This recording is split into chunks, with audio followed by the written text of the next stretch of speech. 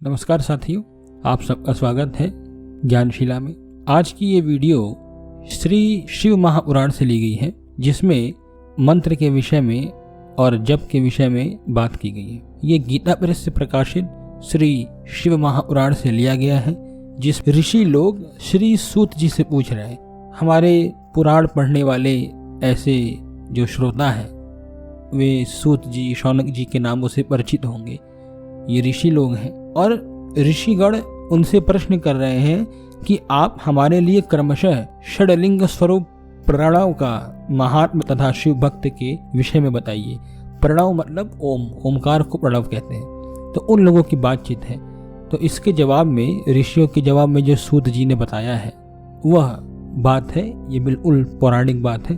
तो इसको शुरू करते हैं। तो ऋषियों के पूछने पर सूत जी कहते हैं कि हे ऋषिगण, अब मैं जप योग का वर्णन करता हूँ, आप लोग ध्यान देकर सुने।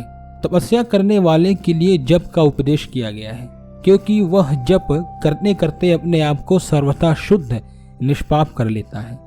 पहले नमः पद हो, उसके बाद चतुर्थी विभक्ति में शिव शब्द हो तो पंच तत्वात्मक नमः शिवाय मंत्र होता है। इसे शिव पंचाक्षर कहते हैं। यह स्थूल प्रणव स्वरूप है। इस पंचाक्षर के जप से ही मनुष्य संपूर्ण सिद्धियों को प्राप्त कर लेता है। पंचाक्षर मंत्र के आदि में ओमकार लगा करके ही सदा उसका जप करना चाहिए। गुरु के मुख से पंचाक्षर मंत्र का उपदेश पाकर जहाँ सुख पूर्वक निवास किया जा सके, ऐसी उत्तम भूमि पर महीने के पूर्व पक्ष शुक्ल में प्रतिपदा से आरंभ करके कृष्ण पक्ष की चतुर्दशी तक निरंतर जप करता रहे। और भादों के महीने अपना विशिष्ट महत्व रखते हैं। यह समय सब समयों से उत्तमोत्तम माना गया है। साधक को चाहिए कि वह प्रतिदिन एक बार परिमित भोजन करे, मौन रहे, इंद्रियों को वश में रखे, अपने स्वामी एवं माता पिता की नित्य सेवा करे। अब यहाँ पे एक ध्यान देने वाली बात है। सूत जी कह रहे हैं कि अपने स्वामी की, यानी अगर स्त्री कर रही तो पति की, या स्त्री या पुरुष में से कोई भी कर रहा है तो माता पिता की नित्य सेवा करे। लोग सोचते हैं कि मैं उन्हें छोड़ के, घर द्वार छोड़ के कहीं जाऊं, अलग से कुछ करूं, ऐसा नहीं है।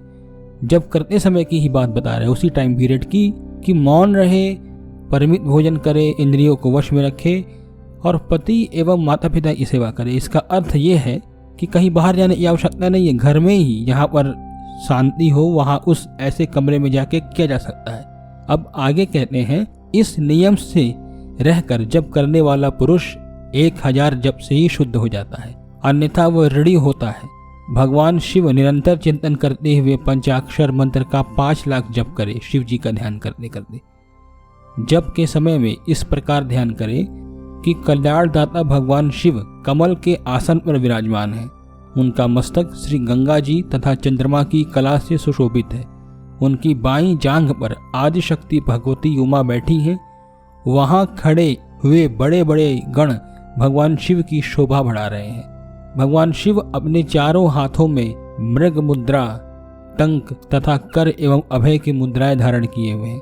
इस प्रकार सदा सब पर अनुग्रह करने वाले भगवान सदाशिव का बार स्मरण करते हुए हृदय एवं सूर्य मंडल में पहले उनकी मानसिक पूजा करके फिर पूर्वाभिमुख हो पूर्वोक्त पंचाक्षरी विद्या का जप करें। उन दिनों में साधक सदा शुद्ध कर्म ही करे।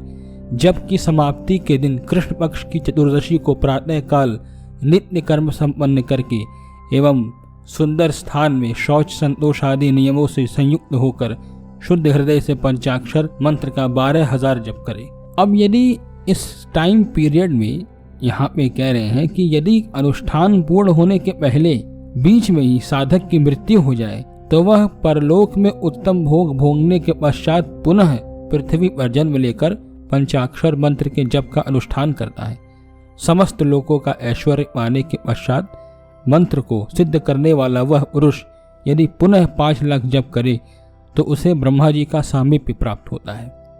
पुनः 5 लाख जप करने से उसे सारूप्य नामक ऐश्वर्य प्राप्त होता है। 100 लाख जप करने से वह साक्षात ब्रह्मा के समान हो जाता है। ऐसा शिव पुराण में सूत जी उन ऋषियों को बता रहे हैं। और फिर ब्रह्मा जी का सायुज्य प्राप्त करके वह उस ब्रह्म का प्रलय होने तक उस लोक में यथेष्ट भोग भोगता है। फिर दूसरे कल्प का आरंभ होने पर वह ब्रह्मा जी का पुत्र होता है। उस समय फिर तपस्या करके दिव्य तेज से प्रकाशित होकर वह क्रमशः मुक्त हो जाता है। यहाँ तक वैसे तो ये विषय और भी आगे बहुत लंबा है, लेकिन यहीं तक उस जप योग का वर्णन था। और ये पूरी की पूरी बातें जो सूत जी ने कही है, जिसका संस्कृत से हिंदी अनुवाद किया गया है, वही था। आप लोग को ये वीडियो कैसा लगा हमें कमेंट सेक्शन में ज़रूर बताएं। धन्यवाद।